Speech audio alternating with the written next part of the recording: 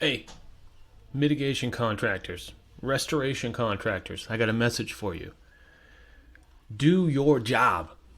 Don't take instructions or recommendations about how to do your job from anyone besides your mentors or even colleagues in the industry.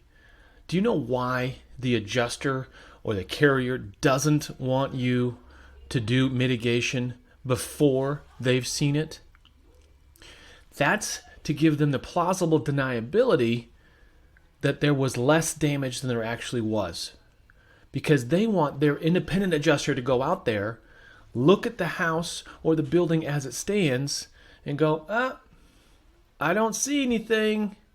Oh, there's a little bit of damage there. I'm going to write that up.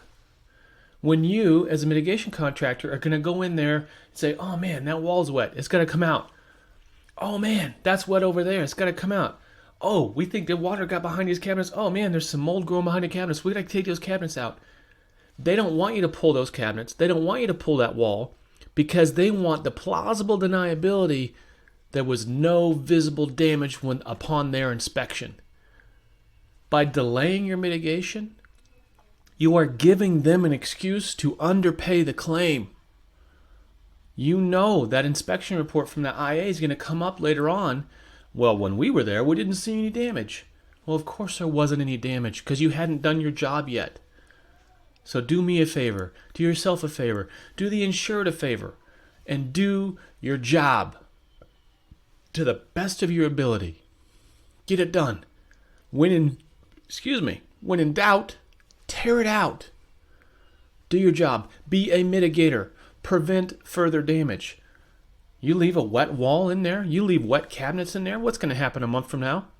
It's going to cause further damage. It's going to mold. Mitigation means prevent further damage. So just do it. Don't let the adjuster, don't let the desk adjuster, don't let the carrier, don't let anyone tell you not to do your job in a timely and professional fashion. Right? Are you picking up what I'm laying down? I hope so. Be good, y'all. We'll see you.